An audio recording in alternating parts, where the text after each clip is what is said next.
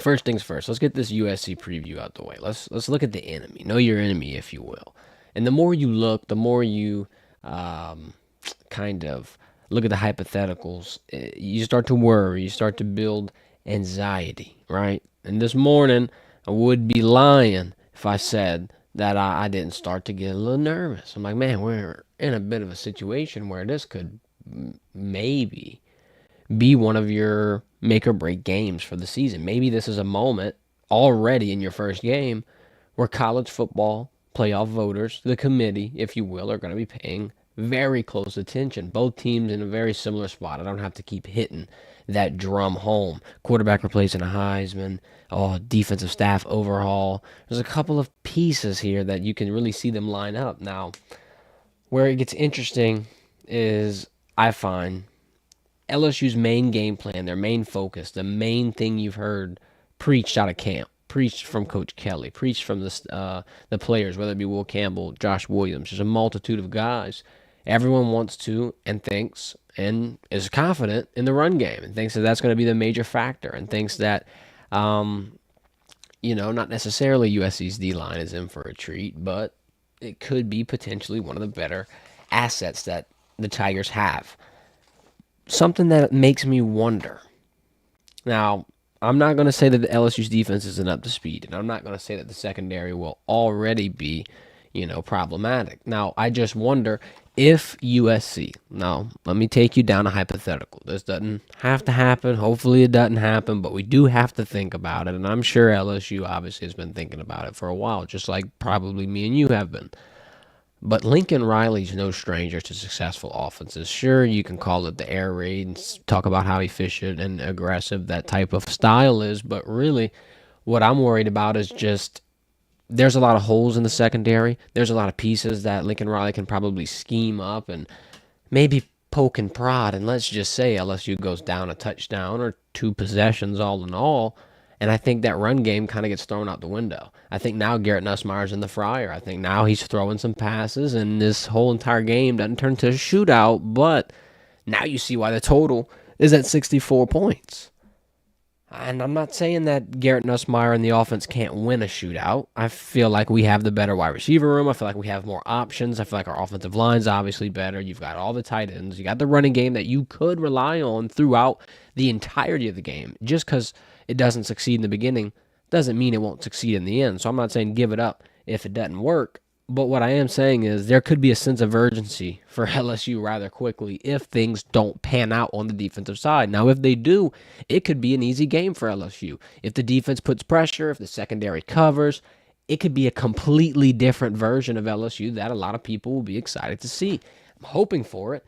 I just think that there's a couple of interesting assets that USC has on that secondary for their defense that could be an interesting matchup for our pass game. And if we get pushed into a situation where we're answering and we're playing from behind, some mistakes could be made, and it could be a slower start to the game. I mean, I'm not saying that they have the edge at DB all in all, but I just do think if you had to put their room up against ours, it's a little more experienced. It's a little more put together. It's a little more consistent, if you will. They're both pretty much in the same spot, so it's hard to give an edge, but I'm not just going to say LSU wins every single position group, every single comparison, all in all in all.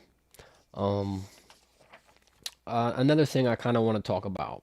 Now, even if the run game does succeed and LSU has, two to three guys just tearing up the defense, right? When does the coaching staff let Garrett Nussmeier loose? Because you're not necessarily handcuffing him in a scheme like this. You're not necessarily not letting him play to his strengths, but we all know that he's a gunslinger. He wants to get his yards in bunches. He wants to take the shots, the high risk plays down the field. And I feel like this could potentially be a blessing in disguise. Now, hear me out. Let's say LSU goes down 14-0. Yeah, that's going to be a tough situation to go down. But let's say they are playing from behind maybe one possession. Maybe they've got to answer back quickly before the half. Maybe, I don't know, Garrett Nussmeier gets an option to show off that arm strength and just to, kind of get a spark back in the team. It's kind of your strongest suit. It's kind of your strongest hold, honestly, if you really think about it. Yeah, the offensive line is good, and the running back depth is good. I feel like a lot of people are going to be prepared for it, and I feel like that can only happen if a specific game plan or if a specific outcome ensues. If LSU's up in control and chewing clock, sure, they can run the ball. But if not, they're going to have to rely on their quarterback in Garrett Nussmeier, who is the most confident quarterback in this game. Miller Moss is, yeah, the guy for USC, but he wasn't the guy 2, 3 months ago. He hasn't had as much repetitions and as much mental, preparation for this moment. And be that as it may, you might not think it's a big deal. All I'm saying is going into this game, the more put together quarterback mentally, the more confident, process driven, if you will, quarterback could be Garrett Nussmeier. And if LSU's in a situation where they have to throw it out to a Kyron Lacy, knock on wood, a Chris Hilton, if he's healthy, there could be a couple of head turning moments that makes this game a lot better. The secondary, though, I think it won't be just your run of the mill team. It won't just be your run of the mill defense. I think they do have some pieces. I think it could be an interesting matchup down the road. But all in all, my biggest two things that I would focus on for LSU. First things first, yeah, you want to get that running game going, but I would really like to see a balanced approach out in the beginning, just because let's say that we're running the ball 2, 3 times in a row. Let's say that they're really, getting not necessarily relaxed, because you're not ever relaxed on defense, but you're getting used to it. Like, okay, they're kind of just chopping it up, getting it sped up, and then all of a sudden Nussmeier, boom, takes a deep shot out of nowhere. Now that, I feel like that could be one of those situations where you let him loose and you let the gunslinger just be confident and just let it all out there. I feel like that could be potentially LSU's biggest path. Just kind of rock them to sleep with the run game every now and then, drop some heaters down there. Now, you don't want to turn the ball over, so it's all going to be based on how that coverage is going to be. And quite frankly, coverage would be the theme of the night, because if LSU secondary on the other side can't cover USC and USC's answering back and constantly getting the ball back on LSU's offense, I think it could be a long night. I think this game will be a lot closer than people are expecting. Here's my best two picks. I'm not saying LSU's losing. I think LSU wins. I think it's going to be a close game, though. I'll take LSU money line at -180. I feel like that's good enough odds for a straight. Another pick I like. They have, I think it's -145. Both teams to score in the first quarter.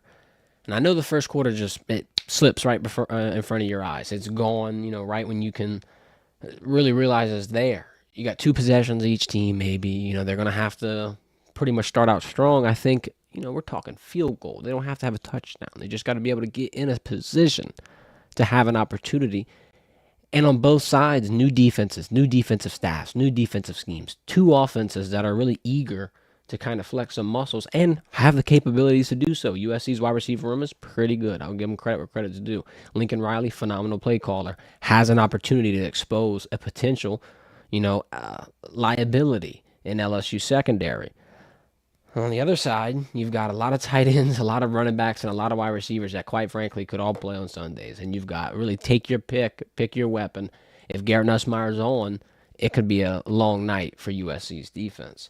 I think the books, though, they're kind of, man, I'm not going to say they're trying to trap people, but the total's 64, right?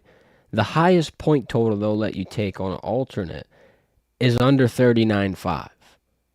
I'm not saying LSU won't have a good offensive game, but a 40 ball might be out of reach, especially if you're running the ball for a while in the first half. So I'll add that one on a little bit of a risky parlay. So I'm saying LSU money line is one of your straights. Both teams to score in the first quarter. You could take that as a straight. If you want to risk it for the biscuit, if you want to put it together for a parlay, take those 2 legs, put the LSU under 39.5, and then I would go USC +14.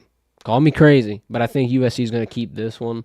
And that's not even close. +14 is not close by any stretch of the imagination. I can realistically see it being +7.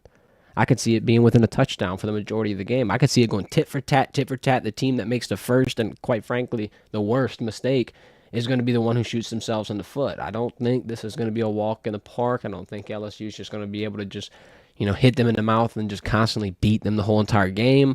I'm a little worried that LSU's defense kind of gets shocked first. It would be a perfect situation if LSU gets the ball first, gets to score, gets to get their defense confidence. Like, all right, guys, let's go out there. If you let up a touchdown, it's not the end of the world. It's just a tie comparatively to them jumping out to a 7-0 lead. And you know what happens more often than not when a team scores first. But we're not going to speak that one into existence.